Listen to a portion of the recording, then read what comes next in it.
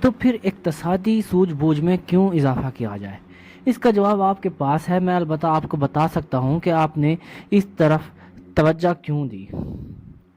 اس لیے کہ میں جلد از جلد زیادہ روپیہ کما سکوں، اس لیے نہیں کہ مجھے اس کی ضرورت ہے، بلکہ اس لیے کہ مجھے اس کی خواہش ہے۔ یہ ایک نہایت دلچسپ پڑھائی ہے۔ میں اپنی ذہانت کو اس لیے بڑھانا چاہتا ہوں کیونکہ میں دنیا کے عظیم ترین اور تیز ترین کھیل میں حصہ لینا چاہتا ہوں اور اپنی بصارت کے مطابق اس غیر متوقع انسانی ارتقاء میں شامل ہونا چاہتا ہوں۔ جب انسان ہاتھوں کے بجائے ذہنوں سے کام کرنے لگے، علاوہ ازیں یہی موجودہ دور کا میدان عمل ہے۔ یہی کچھ ہو رہا ہے، یہ خوفناک بھی اور دلچسپ بھی۔ اس لیے میں اپنی اقتصادی ذہانت میں سرمایہ کاری کرتا ہوں کیونکہ یہی میرا مؤثر ترین اثاثہ ہے۔ میں ان لوگوں کے ساتھ شامل ہونا چاہتا ہوں جو آگے بڑھنے والے ہیں۔ میں بچھڑے ہوئے لوگوں کا ساتھی نہیں بننا چاہتا۔ روپیہ پیدا کرنے کے لیے آپ کو ایک سادہ سی مثال دیتا ہوں۔ 1990 میں ابتدائی دور میں فونکس کی مالی حالت خراب تھی۔ میں ٹی وی پر ایک پروگرام دیکھ رہا تھا، صبح بخیر امریکہ، جب ایک اقتصادی ماہر نے ٹی وی پر آ کر بتایا کہ تباہی و بربادی کی ہولناک تصویر کشی کی۔ اس نے بچت کی نصیحت کی اور کہا کہ ہر کمانے والا ماہانہ $100 کی بچت کرے تو 40 سال میں وہ کروڑ پتی بن سکتا ہے۔ جہاں تک بچت کا سوال ہے تو ہر ماہ کچھ پس انداز کرنا بری بات نہیں۔ یہ ایک متبادل ہے جسے اکثر لوگ اختیار کرتے ہیں، مگر مسئلہ یہ ہے کہ وہ شخص ارد گرد سے بے خبر ہو جاتا ہے۔ وہ ان مواقع کو کھو دیتا ہے جن سے اس کے روپیہ پیسہ میں بہت زیادہ اور بہت جلد اضافہ ہو جاتا ہے۔ وہ وہیں رہتے ہیں، زمانہ گزر جاتا ہے۔ جیسا کہ میں کہہ رہا تھا، ان دنوں اقتصادی بدحالی کا دورہ ہے۔ سرمایہ کاروں کے لیے یہ ایک مثالی موقع تھا۔ میری دولت کا بڑا حصہ شیئرز اور فلیٹوں کے کاروبار میں لگا ہوا تھا اور میرے پاس نقد روپیے کی کمی تھی کیونکہ لوگ بیچ رہے تھے، میں خرید رہا تھا۔ بچت ناممکن تھی، میں سرمایہ کاری کر رہا تھا۔ میرے اور میری بیوی کے تقریباً $10 لاکھ ایسی مارکیٹ میں کام کر رہے تھے جس میں تقریباً روز بروز اوپر جا رہی تھی۔ سرمایہ کاری کے لیے بہترین موقع تھا۔ اقتصادی حالت سخت خراب تھی۔ میں ان کے چھوٹے چھوٹے سودوں کو آگے فروخت نہ کر سکا۔ پہلے جن گھروں کی قیمت $1 لاکھ تھی، اب ان کی مالیت $75,000 رہ گئی۔ ان جائیدادوں کو مقامی دلالوں کے ذریعے خریدنے کے بجائے میں نے دیوالیہ کے اٹارنی کے دفتر اور عدالت کی سیڑھیوں میں خریداری شروع کی۔ یہاں 75,000 مالیت کی جائیداد کبھی کبھی $20,000 یا اس سے بھی کم قیمت پر مل جاتی ہے۔ ایک دوست سے میں نے $2,000 90 دن کے وعدے پر لیے تھے۔ ان میں $200 میں نے ایک اٹارنی کو کیشیئر چیک کے طور پر فوری طور پر ادا کیے جب خریداری کے کاغذات تیار ہو رہے تھے۔ میں نے بھاگ میں ایک اخبار میں اشتہار نکلوا دیا کہ $75,000 مالیت کا گھر صرف $60,000 میں دستیاب تھا، اور وہ بھی کسی پیشگی ادائیگی کے بغیر۔ بے شمار فون آئے اور جب کہ مناسب خریدار کی چھان بین ہو رہی تھی، جائیداد قانونی طور پر میرے نام منتقل ہو گئے۔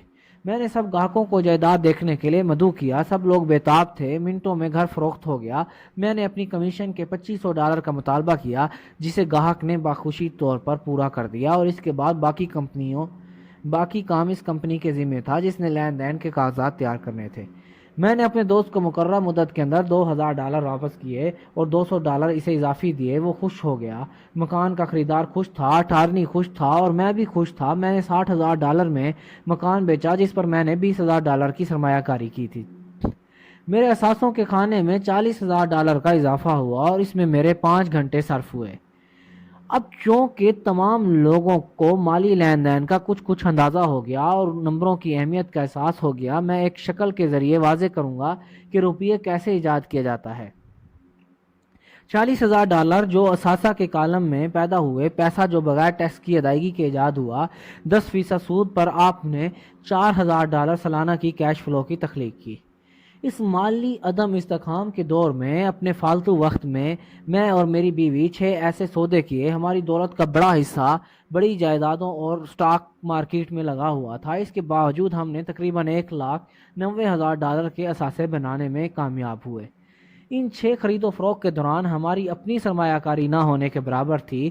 ہمیں $19,000 سالانہ کی اضافی آمدن شروع ہو گئی اور اس کی حفاظت کے لیے ہماری ذاتی کارپوریشن تھی۔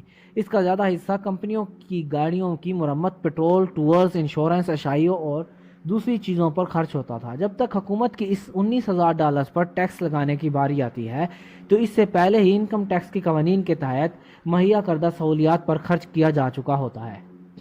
روپیہ پیدا کرنے کی یہ ایک سادہ سی مثال تھی۔ مالی ذہانت کے بلبوتے پر روپیہ پیدا بھی ہو گیا اور اس کی حفاظت بھی ہو گئی۔ آپ اپنے سے سوال کریں کہ $1,90,000 کی بچت کے لیے کتنی مدد درکار ہوگی؟ کیا کوئی بینک آپ کی بچت پر 10% کے حساب سے منافع دے گا جبکہ پرومسری نوٹ 30 سال تک کارآمد ہیں؟ میں تو یہی توقع کر رہا ہے کہ وہ کبھی بھی مجھے $1,90,000 کی ادائیگی نہ کریں۔ اگر انہوں نے مجھے یہ رقم دی تو مجھے ٹیکس ادا کرنا ہوگا، اور اگر وہ یہ رقم مجھے 30 سال میں ادا کر دیں تو مجھے تقریباً $5,00,000 کی آمدن ہوگی۔ کچھ لوگوں نے مجھ سے پوچھا کہ اگر وہ ادائیگی سے مکر جائیں تو اس صورت میں کیا ہوگا؟ ایسا ہوتا ہے کہ یہ اچھی خبر ہے کہ فینکس کی جائیدادوں کا بازار 1994 سے 1997 تک ملک میں سب سے زیادہ گرم ہے۔ جو گھر میں نے $60,000 میں خریدا، اسے واپس لے کر بآسانی $70,000 میں فروخت کر سکتا ہوں، اور قرض کے انتظام کے لیے $2,500 کی علیحدہ فیس میری جیب میں آتی ہے۔ نئے خریدار کے ذہن میں یہ مالی لین دین اب بھی فائدے کا سودا ہوگا، اور یہ معاملات اس طرح چلتے رہیں گے۔ چنانچہ اگر آپ فوری قدم اٹھانے کے عادی ہیں تو پہلی مرتبہ جب میں نے گھر بیچا میں نے $2,000 واپس کر دیے۔ در حقیقت اس مالی لین دین میں میری ذاتی سرمایہ کاری زیرو تھی، جبکہ پرومسری نوٹ پر میری ادائیگی لامحدود مدت کے لیے ہے۔ یہ ایک مثال ہے جس سے تھوڑے پیسوں سے بہت زیادہ پیسہ کمانے کی وضاحت ہوتی ہے۔ دوسرے لین دین میں جب میں نے یہ مکان دوبارہ بیچا تو میں $2,000 اپنی جیب میں ڈال کر قرض کی مدت کو 30 سال تک بڑھا سکتا تھا۔ میری پرومسری نوٹ کی اس صورت میں کیا اہمیت ہوگی اگر روپیہ بنانے کے لیے مجھے روپیے کی ادائیگی کی گئی؟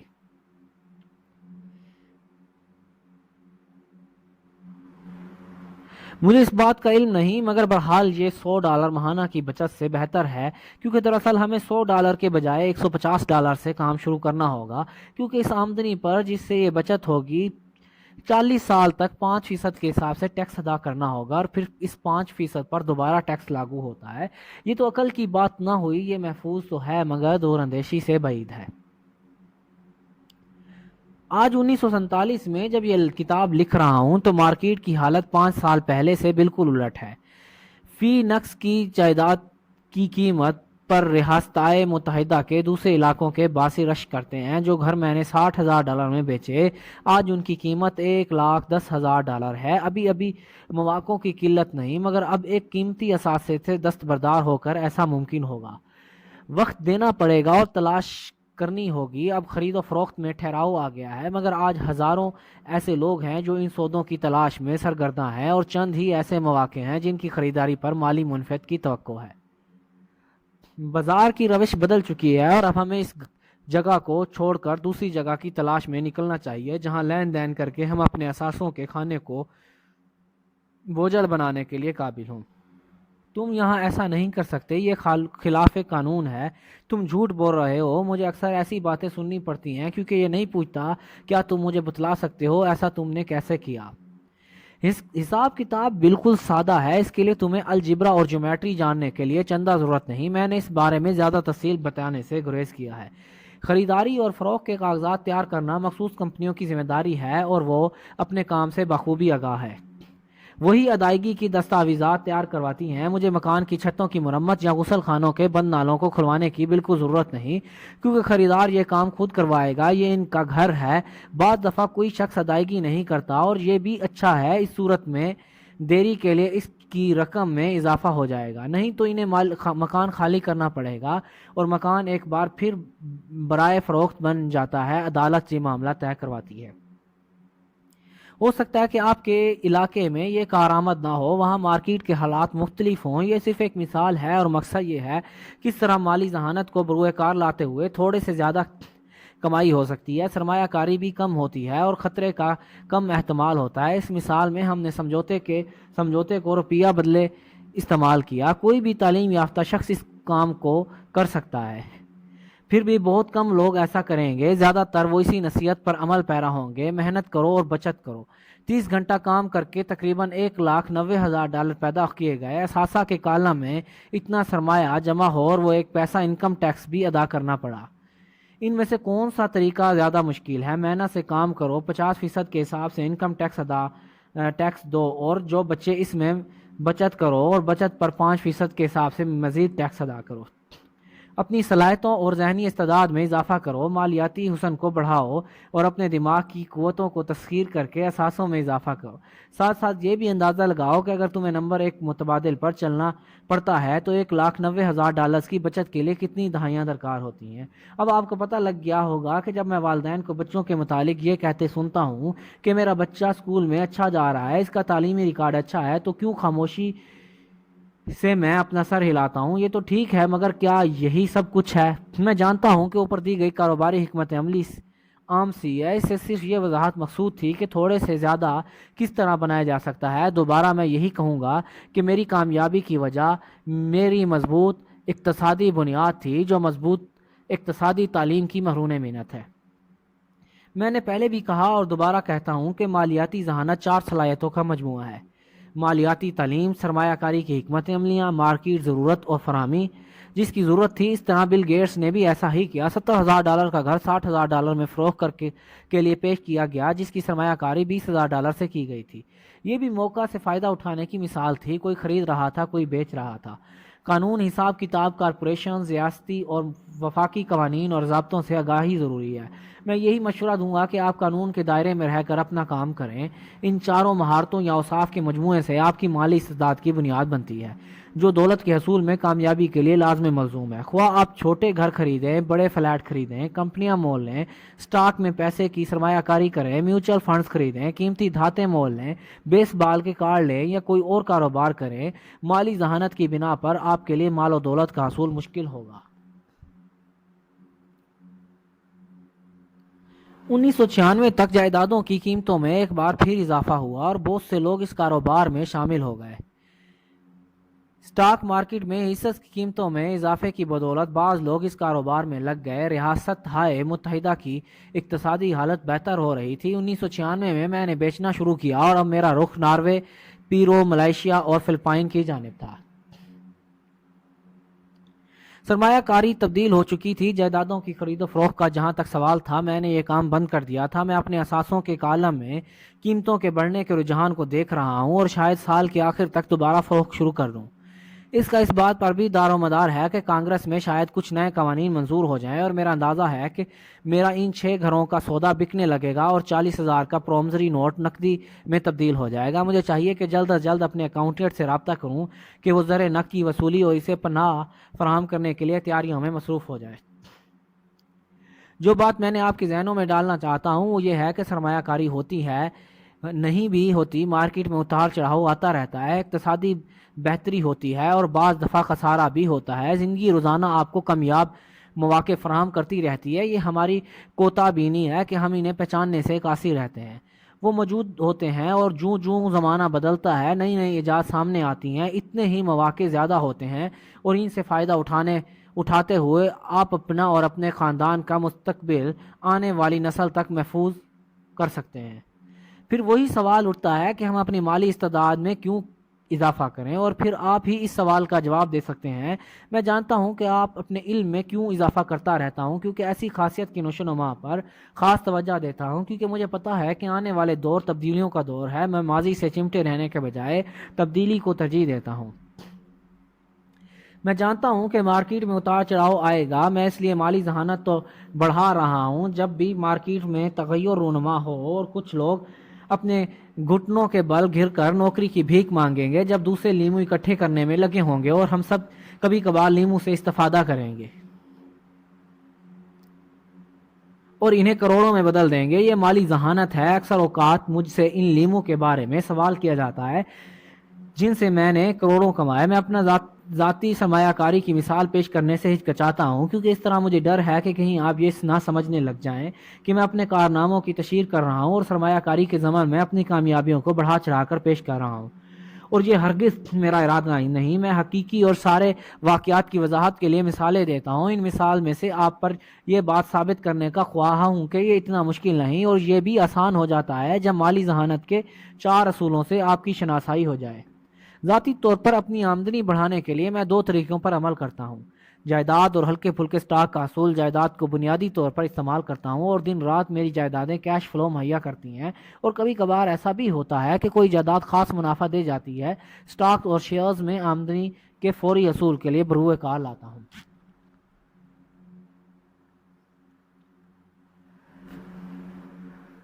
میں بالکل آپ کو صلاح نہیں دے رہا کہ جو میں نے کیا وہ آپ بھی کریں۔ مثالیں صرف مثالیں ہیں۔ اگر آپ موقع انتہائی پیچیدہ ہے اور سرمایہ کاری میرے سوچ بوجھ سے باہر ہے تو میں اس میں ہاتھ نہیں ڈالتا۔ سیدھا سادہ حساب کتاب اور کامن سینس یہ دو چیزیں ہیں جو پیسہ کمانے کے لیے ریڑھ کی ہڈی کا کام کرتی ہیں۔ ان مثالوں کو پیش کرنے کے لیے 5 بڑی وجوہات ہیں۔ لوگوں کو مزید تعلیم کی طرف راغب کرنا، لوگوں کو بتانا کہ اگر جانکاری کی بنیاد مستحکم ہو تو پھر کوئی مشکل نہیں، دکھانا کہ کوئی بھی دولت حاصل کر سکتا ہے، دکھانا کہ نسب العین حاصل کرنے کے لیے لاکھوں طریقے ہیں، دکھانا کہ یہ کوئی مافوق الفطرت علم نہیں۔ 1989 میں پورٹ لینڈ اور اوریگان کے ایک شاندار علاقے میں چہل قدمی کیا کرتا تھا۔ یہاں چھوٹے چھوٹے خوبصورت گھر تھے جو بہت دیدہ زیب تھے۔ یہ ایک افسانوی خطہ تھا اور یوں لگتا تھا کہ ابھی لٹل رائڈنگ ہڈ اچھلتی ہوئی دادی کے پاس جانے کے لیے کہیں سے برآمد ہوگی۔ بہت سے مکانوں پر برائے فروخت کے بورڈ آویزاں تھے۔ لکڑی کی مارکیٹ کی حالت بہت نازک تھی۔ سٹاک مارکیٹ کساد بازاری کا شکار تھی اور مالی خسارے کا دور دورہ تھا۔ ایک گلی میں نے ایک ایسا برائے فروخت کا بورڈ دیکھا جو سب سے پرانا لگتا تھا۔ گھر بھی پرانا تھا۔ اس گھر کے پاس سے گزرتے ہوئے ایک دن میری اس کے مالک سے ملاقات ہوئی۔ وہ پریشان دکھائی دیتا تھا۔ اس گھر کی آپ کیا قیمت طلب کر رہے ہیں؟ میں نے پوچھا۔ مالک نے مڑ کر میری طرف دیکھا اور ہلکا سا مسکرایا۔ آپ خود بتائیں کیا دیں گے؟ اس نے کہا۔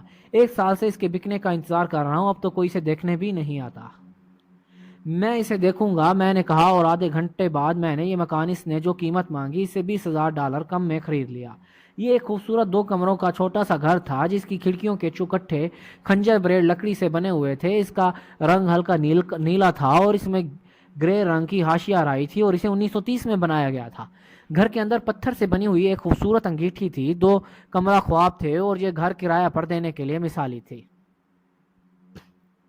میں نے مالک کو $50,000 پیشگی ادا کیا اور $65,000 کا گھر $45,000 میں خرید لیا۔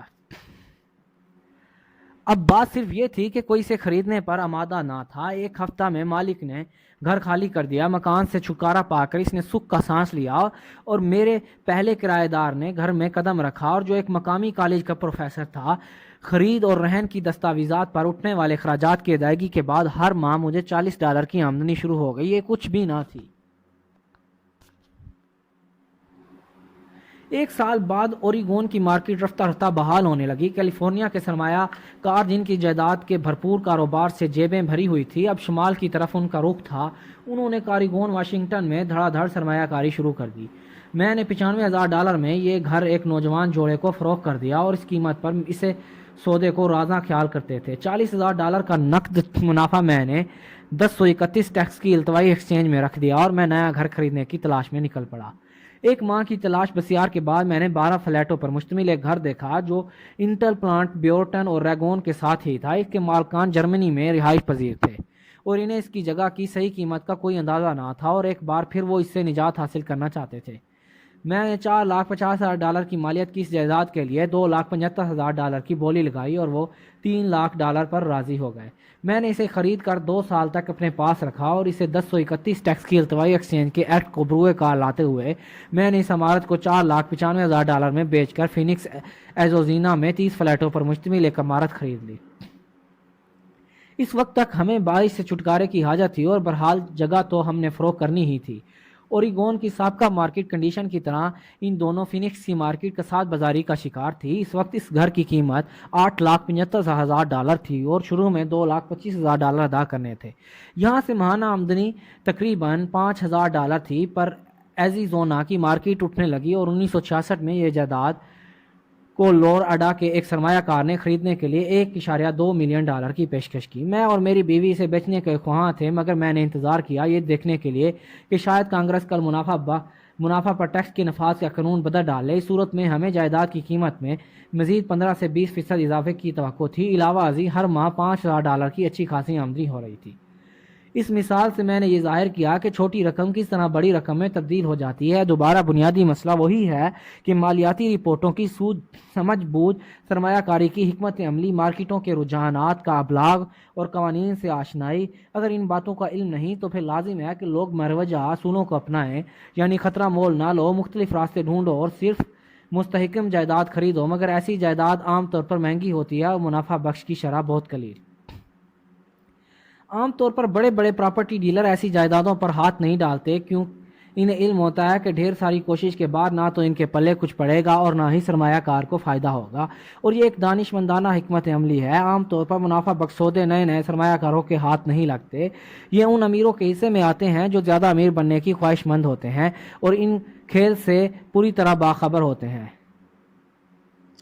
عام طور پر یہ سودے بازی خلاف قانون ہے اور کاروباری حضرات کو ایسی جائیدادیں خریدنے کی ممانعت ہے، مگر سب کچھ ہوتا ہے جوں میں زیادہ کاروباری اور گھاگ ہو رہا تھا، زیادہ سے زیادہ فائدہ بخش سودے میرے سامنے آ رہے تھے، اور اپنی مالی استعداد اور موقع پرستی کی افزائش کو زندگی بھر کے لیے دوام دینے کا مطلب یہ ہے کہ وقت کے ساتھ ساتھ ایسی منفعت بخش سودوں کی تعداد بڑھتی رہتی ہے، اور جوں آپ کی ذہانت میں ترقی ہوتی ہے، آپ کی چھٹی حص فوری طور پر اندازہ کر لیتی ہے کہ فلاں سودے میں منافع کی توقع ہے یا نہیں۔ یہ آپ کی ذہانت ہے جو آپ کو آگاہی دیتی ہے کہ فلاں لین دین سود مند ہے یا نہیں۔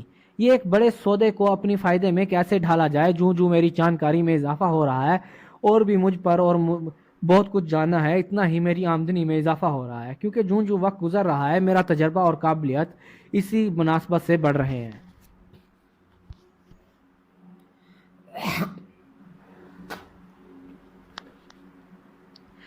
میرے کچھ دوست احتیاط سے خطروں سے بچتے بچاتے آگے بڑھنے کی کوشش میں مصروف ہیں اور اپنے پیشوں میں دل لگا کر محنت کر رہے ہیں، مگر جہاں تک مالی دانش مندی کا سوال ہے وہ ان سے کوسوں دور ہیں، کیونکہ اسے حاصل کرنے کے لیے وقت درکار ہے۔ میری بنیادی سوچ یہ ہے کہ اپنے اثاثوں کے کالم میں زیادہ سے زیادہ بیج بوتا ہوں، یہی میری حکمت عملی ہے۔ میں تھوڑے سے شروع کرتا ہوں اور بیج لگاتا ہوں، کچھ بیج پنپ کر پودے بن جاتے ہیں، کچھ نہیں۔ ہماری حقیقی کارپوریشن جو پراپرٹی کے کاروبار سے منسلک ہے، اس کے پاس کروڑوں ڈالر کی جائیداد ہے، یہ ہماری اپنی ریٹ ہے، یعنی ریئل اسٹیٹ انویسٹمنٹ ٹرسٹ۔ میرا کہنے کا مطلب یہ ہے کہ ان میں سے زیادہ تر اثاثے $5,000 اور $10,000 کی سرمایہ کاری سے شروع ہوئے، اور ان میں زیادہ پیشگی ادائیگی خوش قسمتی سے بار آور ہوئی، ان کی قیمت میں اضافہ ہوا، ٹیکس بھی زیادہ نہ دیا، اور سال ہر سال داخلی اور خارجی خرید و فروخت بار بار دہرائی گئی۔ کارپوریشن کے حصار کے اندر میری اور میری بیوی کا سٹاک ویوپار بھی ہے، جسے ہم اپنا میوچل فنڈ کہتے ہیں۔ ہمارے چند دوست جو خاص طور پر ہمارے جیسے سرمایہ کار سے رابطہ رکھتے ہیں، جن کے پاس ہر ماہ کچھ نہ کچھ فالتو بچ جاتا ہے جو وہ دوسرے کاروبار میں لگا سکتے ہیں، ہم امریکہ اور کینیڈا میں ایسی کمپنیوں کے شیئر خریدتے ہیں جو بالکل نئی ہوتی ہیں۔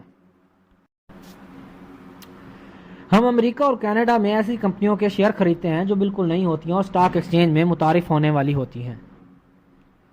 انہیں پرخطر گردانا جاتا ہے اور روپیہ ڈوبنے کا اندیشہ ہوتا ہے۔ جلد پیسے کمانے کی ایک مثال یہ ہے کہ اس سے پہلے یہ کمپنی عوام میں متعارف ہو، اس کے 1,00,000 شیئر 25 سینٹ فی شیئر کے حساب سے خرید لیے جاتے ہیں۔ جب 6 ماہ بعد یہ کمپنی سٹاک ایکسچینج کی لسٹ پر آتی ہے تو اس کا ہر شیئر $2 کی مالیت کا ہو جاتا ہے۔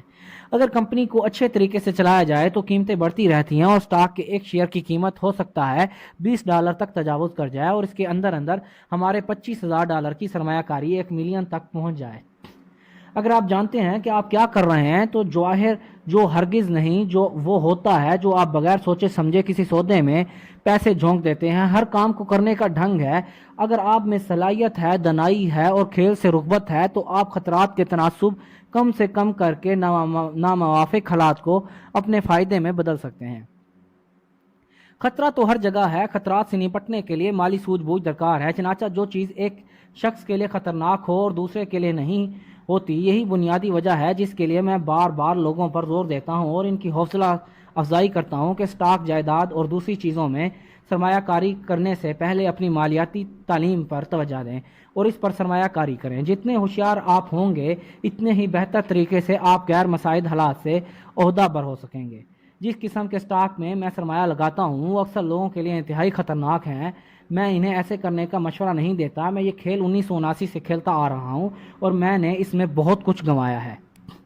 لیکن اگر دوبارہ آپ اس کو پڑھیں کہ ایسی سرمایہ کاریاں اکثر لوگوں کے لیے کیوں اتنی خطرناک ہوتی ہیں, تو آپ اپنی زندگی کے لیے ہو سکتا ہے کہ کوئی دوسرا راستہ اختیار کریں تاکہ $25,000 کی سرمایہ کاری سے $1 ملین ایک سال کے اندر بنانے کی صلاحیت آپ کے لیے چھوٹا خطرہ بن جائے. جیسا میں نے پہلے کہا, جو کچھ میں نے لکھا ضروری نہیں کہ آپ وہ کریں جو سادہ ہے اور ممکن ہے. یہ مثال اس کی وضاحت کے لیے پیش کی گئی کہ حکمت عملیوں کے مجموعی توازن میں جو میں کرتا آیا ہوں وہ آٹے میں نمک کے برابر ہے. تاہم ایک عام امریکی شہری کے لیے $100,000 سالانہ انکم معقول ہے اور اسے کمانا مشکل نہیں ہے.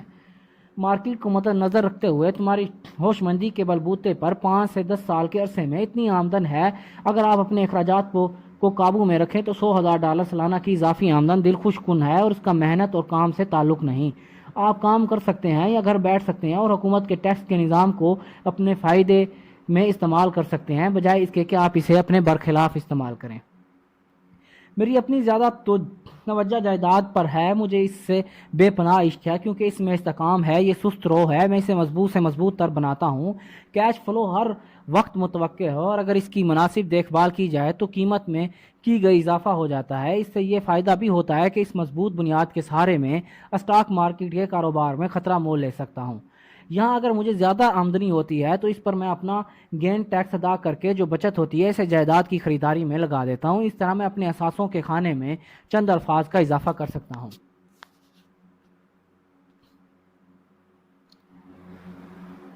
جائیداد کے بارے میں آخر میں یہی کہنا چاہوں گا کہ میں تمام دنیا گھوم چکا ہوں اور ہر جگہ میں نے سرمایہ کاری پر زور دیا. ہر شہر میں نے یہ بات سنی کہ موجودہ دور میں سستی جائیداد کا حصول دشوار ہے. میرا تجربہ اس سے مختلف ہے. نیو یارک ہو یا ٹوکیو, یہاں تک کہ آپ اپنے ارد گرد بہترین سودے بکھرے ہوئے جو آپ کی توجہ کے طالب ہیں, ان پر اکثر لوگوں کی نظر نہیں پڑتی. سنگاپور جہاں آج کل قیمتیں آسمان کو چھو رہی ہیں, شہر سے تھوڑے فاصلے پر نہایت سود مند سودے موجود ہیں. چنانچہ جب میں کسی کو یہ کہتے سنتا ہوں کہ یہاں ایسا کرنا ممکن نہیں تو میں انہیں یاد دلاتا ہوں کہ اس کے بجائے انہیں یہ کہنا چاہیے تھا کہ مجھے علم نہیں کہ یہاں ایسا کیسے کرنا ہے. ابھی تک اچھے مواقع آپ کو آنکھوں سے سجھائی نہیں دیتے, انہیں ذہن کی آنکھ سے دیکھنا پڑتا ہے. اکثر لوگ دولت مند بننے میں اس لیے ناکام رہتے ہیں کہ ان میں مالیات کی مناسب تربیت کا فقدان ہوتا ہے. مواقع کی ان آنکھ کے سامنے ہوتے ہیں مگر انہیں دکھائی نہیں دیتے. اکثر مجھ سے پوچھا جاتا ہے کہ میں کیسے ابتدا کروں. پچھلے باب میں 10 اقدام کا ذکر کیا جن پر چل کر میں نے اقتصادی خود مختاری حاصل کی. کام کے ساتھ تفریح بھی ضروری ہے. یہ محض ایک کھیل ہے جس میں جیت کے ساتھ ہار بھی ہے. اسے ہلکے پھلکے انداز میں لیں. اکثر لوگ صرف اس وجہ سے جیت سے محروم رہتے ہیں کہ ہارنے کا خطرہ ہر وقت ان کے سروں پر منڈلاتا رہتا ہے. اس لیے میں نے اسکول کی تعلیم کو بے مقصد قرار دیا. اسکول میں ہمیں سکھایا جاتا ہے کہ غلطیاں کرنا برا فعل ہے اور اگر ہم غلطیاں کریں تو ہمیں سزا ملتی ہے. لیکن آپ اگر انسانی کارکردگی کی ملاحظہ کریں تو سیکھنے کے لیے غلطیوں کا سرزد ہونا لازمی امر ہے. چلنے کے لیے ہمیں بار بار گرنا پڑتا ہے. اگر ہم گرنے سے بچتے رہتے ہیں تو کبھی کبھی چلنے کے قابل نہ ہوتے. اس طرح جب ہم سائیکل چلانی سیکھتے ہیں, ابھی تک میرے گھٹنوں پر زخموں کے نشان ہیں لیکن اب میں بآسانی سائیکل چلاتا ہوں. اس طرح امیر بننا بھی ہے. بدقسمتی سے اکثر لوگ غریب کی چکی میں اس لیے پستے رہتے ہیں کہ وہ امیر بننے کے لیے خطرات مول نہیں لیتے. جیتنے کے عادی لوگ ہارنے سے نہیں گھبراتے مگر ہارنے والے لوگ ہارنے سے ڈرتے ہیں. ناکامی کامیابی کی راہ میں ایک سپیڈ بریکر ہے. جو اسے بچنے کی کوشش کرتے ہیں ان کے لیے آگے بڑھنے کی راہیں محدود ہو جاتی ہیں. میں روپیے پیسے کو اپنے ٹینس کے کھیل کی طرح کھیلتا ہوں. میں زور شور سے کھیلتا ہوں, غلطیاں کرتا ہوں, ان کی صلاح کرتا ہوں اور رفتہ رفتہ میرا کھیل بہتر ہو رہا ہے. اگر میں ہارتا ہوں تو نیٹ کے پاس جا کر اپنے مخالف کھلاڑی سے گرم جوشی سے ہاتھ ملاتا ہوں, مسکراتا ہوں اور کہتا ہوں اگلے ہفتے پھر تم سے ملاقات ہوگی. پہلی قسم ان لوگوں کی ہے جو پورا یونٹ خرید لیتے ہیں. وہ کسی پراپرٹی کمپنی کے منتظم سے رابطہ کرتے ہیں یا کسی سٹاک بروکر اور مالیاتی مشیر سے رابطہ کر کے کچھ خریداری کرتے ہیں جیسے میوچل فنڈ, ریٹ, سٹاک یا پھر پونڈ. سرمایہ کاری کا ایک سادہ, اچھا اور صاف ستھرا طریقہ ہے. اس کی مثال ہے کہ کوئی دکاندار کمپیوٹر کی خریداری کے لیے کمپیوٹر سٹور میں جا کر وہاں شیلف پر پڑے کمپیوٹر کو اچانک خرید لیتا ہے. دوسری قسم ان سرمایہ کاروں پر مشتمل ہے جو سرمایہ کاری کے لیے مواقع کی تخلیق کرتے ہیں. یہ سرمایہ کار سودے کو تھوڑا تھوڑا کر کے اکٹھا کرتے ہیں. جیسے کچھ لوگ کمپیوٹر کے علیحدہ حصہ جات کو ایک ایک کر کے یکجا کریں اور ان کی آپس میں جوڑ کر ایک مکمل کمپیوٹر کی تخلیق کریں۔ یہ ایسا ہی ہے جیسے کسٹمائزیشن، جب کسی چیز کو گاہک کی مرضی کے مطابق تیار کیا جائے۔ مجھے کمپیوٹر تیار کرنے کے ABC سے بھی واقفیت نہیں، بجائے اس کے کہ مجھے مواقع کو یکجا کرنے کا فن آتا ہے یا ان لوگوں کو جانتا ہوں جو ایسا کرتے ہیں۔ دوسری قسم سے متعلق یہ سرمایہ کاری دراصل پیشہ ور سرمایہ کار ہے۔ بعض اوقات ان چھوٹے چھوٹے حصوں کو حاصل کرنے میں کئی سال لگ جاتے ہیں، اور بعض دفعہ ایسے بھی ہوتا ہے کہ سارے جز میسر نہیں آتے۔ میرا امیر ڈیڈ مجھے اس قسم کا سرمایہ کار بننے کی ترغیب دیتا ہے۔ ان مختلف حصوں کو اکٹھا کرنے کے بارے میں جاننا ضروری ہے، کیونکہ اس میں بڑی بڑی کامیابیاں نصیب ہوتی ہیں، اور اس طرح اگر حالات سازگار نہ ہوں تو بڑے بڑے نقصان اٹھانے پڑتے ہیں۔